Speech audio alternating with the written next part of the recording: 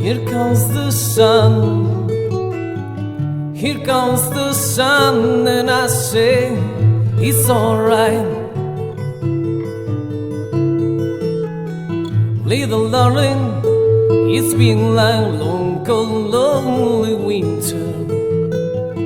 Little darling, it feels like years since it's been here. Benvenuti a questo nuovo appuntamento con i miei libri cartacei, le mie pubblicazioni. Oggi entriamo nel merito di questo volume che ho pubblicato l'anno scorso, sempre con You Can Print, e che potete anche questo trovare su tutti gli store, ordinarlo anche in libreria se volete, tutti gli store digitali, quindi che ricordiamo da Amazon a You Can Print stesso, la Feltrinelli, Rizzoli Libri, Mondadori e tanti altri store. Gremio dei Massai nella storia di Sassari, la lingua sarda, il mestiere del massaio agricoltore, le feste patronali, la vita gremiale confraternale, il candeliere, i documenti, il tutto dal 500 sino ai nostri giorni. Infatti questo lavoro parte appunto da quell'epoca. Ho tralasciato la parte medievale del libero comune sassarese in cui i massai erano parte integrante della vita cittadina, dell'importanza del loro ruolo nella vita della Repubblica di Sassari e del comune libero, ma in altre pubblicazioni ci sarà certamente qualcosa a cui ci sto già lavorando, e appunto ho voluto dedicare, dopo numerose conferenze, studi, dopo aver anche allestito diverse mostre, tra cui anche quella del 2017 al Museo Sanna con il candeliere dei Massai, l'antico candeliere dei Massai, e tante altre che ovviamente in questo momento è giusto non dire del tutto, ma entriamo nel merito del libro. Il libro appunto inizia a dare delle informazioni di base, nel primo capitolo informazioni di base su quello che è oggi il gremio dei Massai, o così chiamati agricoltori. Nel secondo capitolo entriamo nel merito appunto di quello che sono i documenti antichi, tra cui appunto iniziamo con i Massai agricoltori di Sassari nel 500 e nel 600, e inizio questo libro, questo capitolo, con l'ordinazione statuto sui Massai del 1523. Questo è uno studio che ho già presentato, ma comunque in una forma breve, base, un paio d'anni fa in una conferenza stampa, e che qui invece troverete completamente approfondito su tutte le sue parti. Appunto parliamo di un'ordinazione statuto praticamente simile a quelle degli altri confraternite e gremi del tempo, confrarie e corporazioni d'arti e mestieri. Mi viene per esempio come quello dei fabbri. Anche se questo è di pochissimi ordinamenti, no? Nel numero di 3 prevalentemente, è molto interessante perché è scritto in un sardo cinquecentesco e dimostra appunto che il ruolo dei Massai nell'ambito dell'agricoltura è molto importante, e in quello statuto, in quell'ordinazione viene ancor più specificato. Troverete tutte le specifiche, ma io voglio solo dirvi alcune cose. Ovviamente troverete anche il testo integrale originale e poi anche tutta la sua traduzione, il suo commento. Ecco che per esempio troveremo che cosa? Non solo i nomi, ma troveremo delle particolarità, tra cui questo, vedete, favorire l'agricoltura, che è il tema principale, in cui i massaios, ecco il nome, il termine utilizzato, che è un termine utilizzato anche in catalano, nei documenti in catalano, mentre nei documenti in latino viene utilizzato il termine agricola o agricole al plurale, che ovviamente vuol dire agricoltore e agricoltori, quindi sono 2 termini complementari. Ecco perché i Massai sono gli agricoltori. Ecco. Tutto questo poi cambierà nell'Ottocento, nella seconda metà dell'Ottocento, con la nascita del gremio, di quello che è oggi il gremio dei contadini, e ovviamente già in quel periodo siamo con la soppressione degli ordini religiosi, quindi anche con i gremi che ormai non hanno più lo sfarzo di un tempo, e anche lo stesso ruolo dal punto di vista anche civile, no? Se vogliamo, anche religioso, che avevano invece nel 500, nel 600 e ancora nel 700. Ecco che quindi poi troverete tutto, insomma, su note e commenti specifici di questo documento,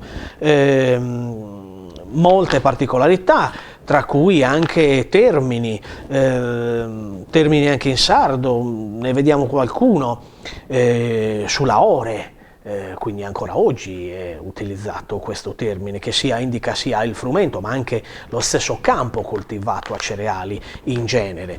C'è poi tutta la digressione dei capitoli dell'ordinazione statuto, troveremo anche le parole, per esempio, c'è anche alcune parole un po' catalaneggianti e anche latineggianti, ma troviamo dei vocaboli interessanti come disfalcandende, per esempio, che significa defalcare. Termini sardi come fae e olzu, li troviamo, la parola trigu, le parole massaios e massaiu, più volte interessante, le parole coas, sas coasa, no? De sudrigu, no? Appunto del grano, no? appena tagliato. Parole come segudare gamas, che ancora oggi si utilizza in sardo, significa pressoché inseguire un branco, quindi in questo caso sta parlando di un branco, di che cosa? Di animali domiti, di bestiame, ma anche in alcuni casi di bestiame non domito, che ancora al tempo qualcosa c'era, insomma.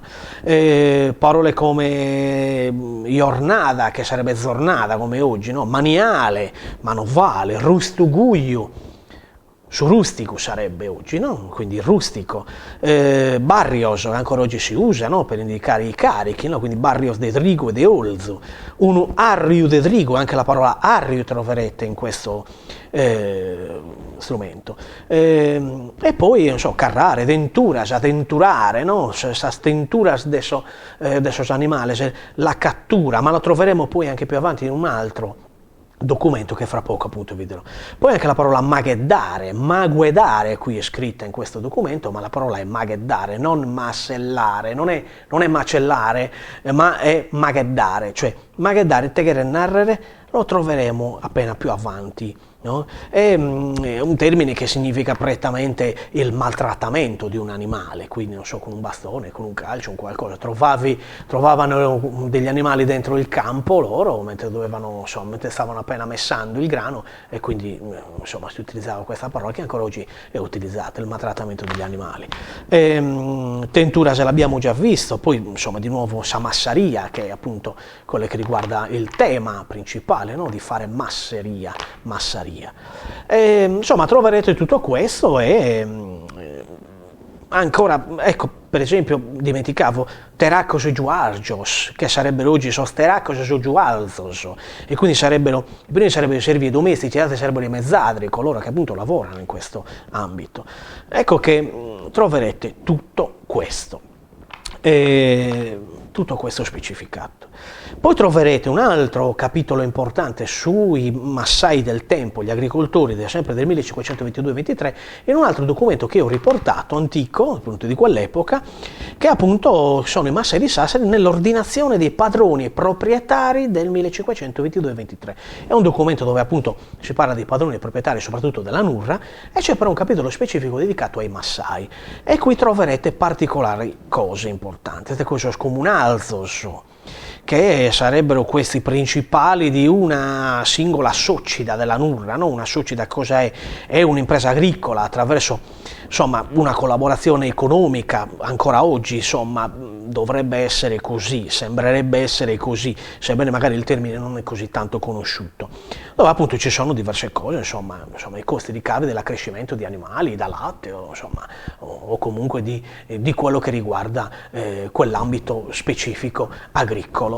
Perché è importante? Perché ci rimanda allo statuto del 1521 che abbiamo visto prima, 22, insomma, e ho riportato anche qui ho trascritto la parte originale, dove c'è poi tutta la spiegazione, dove ritroviamo tutti quei vocaboli che appunto accennavo prima, presenti nell'ordinazione statuto 1521, tra cui la parola maghedare, la parola okier, appunto bokkire okkire. Qui si parla addirittura che dovevano loro stessi, massari agricoltori, denunciare qualche abuso o qualche danno, perché venisse un piga probe, si parla, quindi di una persona, no? Un funzionario evidentemente, che doveva prendere queste prove, no? Pigare questa provas.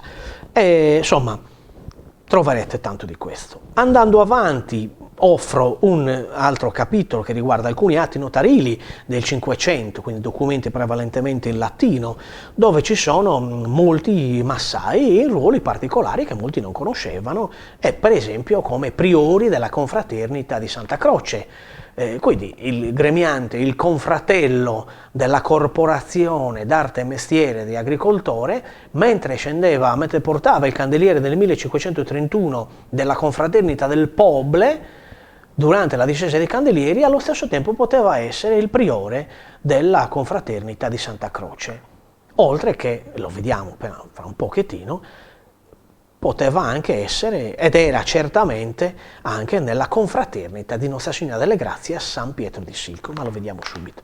In questo capitolo dei atti notari del Cinquecento si parla appunto di molti, sono riportati molti massai che facevano parte di quei ruoli confraternali della confraternita di Santa Croce, appunto, quindi per manifestare ancora di più i diversi ruoli che un agricoltore del tempo poteva avere anche in altri ambiti confraternali.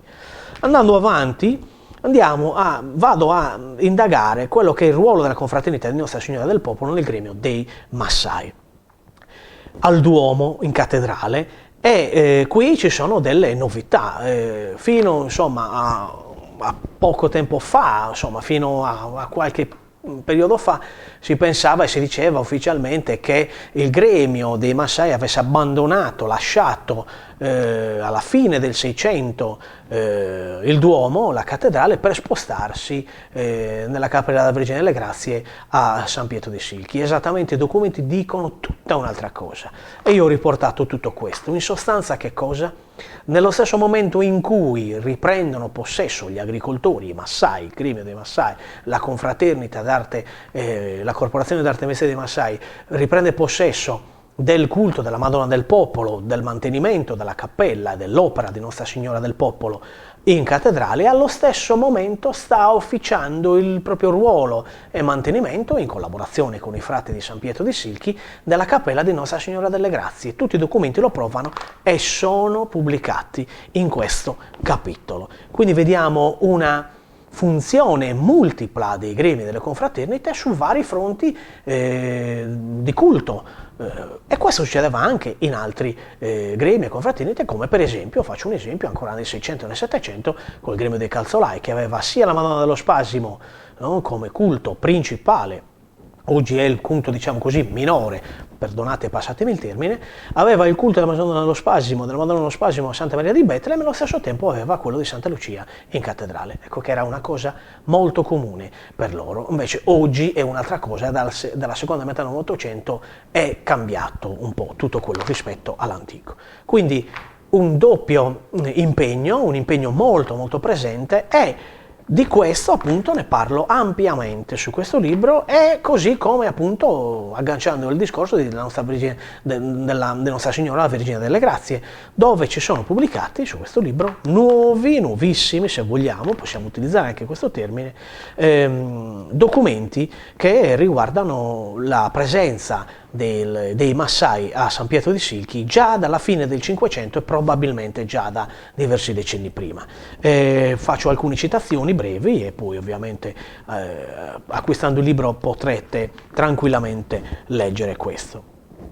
Documento di ripristino della confraternita del Popolo del 1598 in cattedrale. Poi vediamo, andiamo un attimino avanti, eccolo qui, eccolo, confraternita, ecco qui. Documento del 1597 conservato presso l'archivio diocesano sassarese, la processione di ringraziamento è voluta dal capitolo turitano a San Pietro di Silchi con il simulacro della Vergine delle Grazie. Vediamo ancora qui, andiamo avanti, 1607, a 9 anni del ripristino, dal ripristino della confraternita del Popolo in cattedrale da parte di Massai, testamento in lingua sarda del 19 aprile 1607 di Giovanna de Auzio Serra, che determina una donazione nei confronti di Matteo Dario, un massaio, obriere maggiore di quell'anno, presso la cappella di Nostra Signora delle Grazie nel convento di San Pietro in Silchi. Altri documenti sono spiegati, sono raccontati, e quindi vi invito a leggere. Andando nel Settecento, vediamo una documentazione prevalentemente relativa alla presenza dei Massai a San Pietro di Silchi, ma non significa che siano andati via, perché continuano a officiare diverse cose, tra cui la festa di Nostra Signora del Popolo al Duomo e anche la festa del voto cittadino del tempo a San Giovanni Battista di Raneura, che poi nella seconda metà dell'Ottocento passerà, perché ormai non più utilizzato, diciamo, come festa importante, una volta che sono stati soppressi gli ordini religiosi, passerà al neonato gremio dei contadini, che nascerà nella seconda metà dell'Ottocento, presumibilmente intorno al 1852, presumibilmente. Ma anche di questo troverete tutto scritto. Quindi troverete questo, le digressioni dei documenti anche degli statuti del 1743 dei Massai. E alla fine del libro troverete che cosa? Una specifica e ancora più approfondita ripartizione tra le varie categorie, diciamo così, affini, no? E quindi un capitolo dedicato appunto a un'analisi comparativa tra Massai, agricoltori, labradores, narbonai, zappatori e contadini. In questo vedrete per esempio che i narbonai stessi non sono i contadini che altre documentazioni hanno detto, ma sono gli stessi Massai, e sono pubblicati alcuni documenti che lo provano. Non c'è mai stata nessuna divisione, nessun scioglimento di questo gremio, ma il gremio viene a praticamente subire tutto quello che hanno subito anche gli altri gremi nella seconda metà dell'Ottocento, quindi maggiori funzioni, maggiori ruoli, maggiori attenzioni, no? Dal punto di vista anche legale, no? E anche religioso, se vogliamo, come tutta la Chiesa. E quindi vedrete una comparazione attenta, dove c'è anche una digressione legata alla nascita del gremio dei contadini e al loro ruolo importante nel gremio dei contadini di oggi, che non sono i Massai agricoltori, il gremio dei contadini di oggi nel mantenere e riportare avanti il culto di San Giovanni Battista della Nebbia, perdonate, che poi negli anni 80 della nostra era, 1980, 1982, 80, verrà riconvertito dal vescovo del tempo di quel periodo direttamente nella festa di San Giovanni Battista, della Natività del Battista. Tutto questo lo troverete in questo libro. Grazie ancora per essere stati qui con me e buona lettura con il gremio dei Massai nella storia di Sassari. Alla prossima puntata, al prossimo appuntamento. Grazie ancora.